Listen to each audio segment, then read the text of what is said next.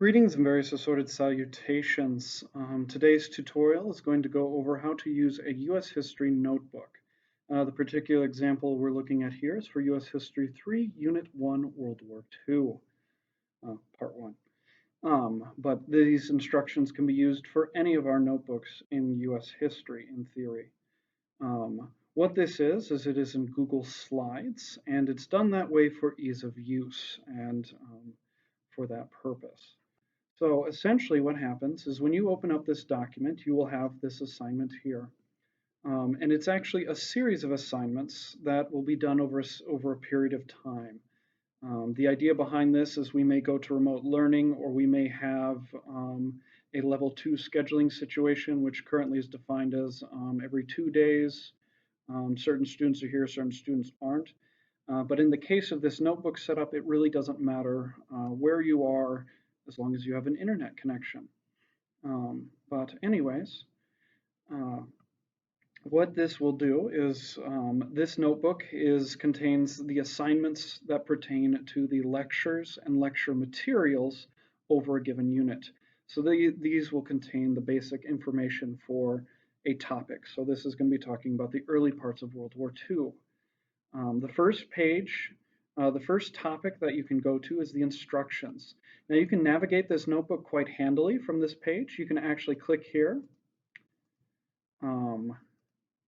And when you click here, this button will pop up and you can actually jump to the exact page you want. It's like a tab in a notebook. In fact, that's literally where they got the idea. And so the first portion of this is instructions and resources.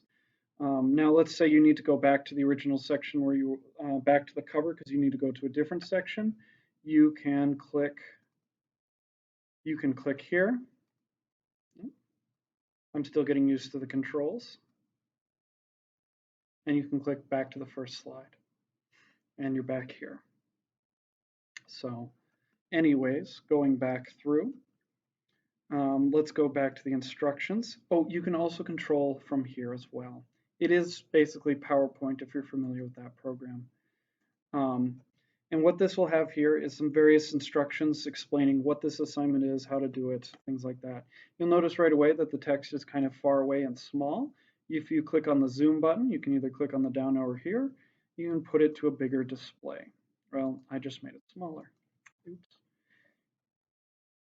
But anyways, right here you've got it here. And you can work through here. Here's another page.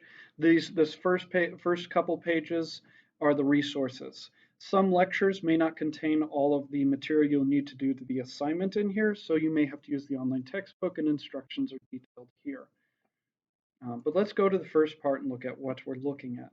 So when you click on the tab, it will take you to the color corresponding section that you're looking at.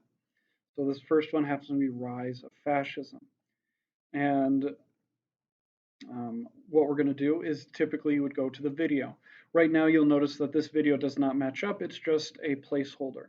But essentially what you can do in here is you can watch the video inside the notebook. Welcome to the first U.S. history lecture on video. So as you can see, it has the video built right in. If the video is not built right in, and this page will provide further instructions on where to go to access the video material. This may vary from teacher to teacher, as several teachers will be using this method. Going to the next page, you will see right here is assignment is detailed right here. And this is where the thing that is graded is. In this assignment, you have a little description of what this is, and then it's a terms list. As you're watching the lecture, in whatever format it's in, you will run across many of these terms, and you can just take a moment to jot them down. Now, some people may struggle with jotting things down as the teacher is talking. That is fine.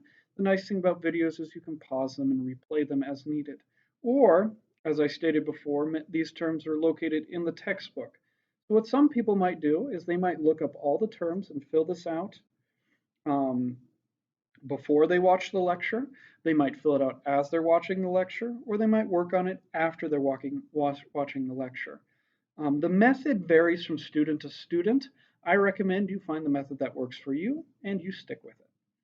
Um, but what you're going to do is you're going to fill in these terms. Now, right off the bat, you'll notice that maybe sometimes there's not enough space on the page to fill out the term. That doesn't matter.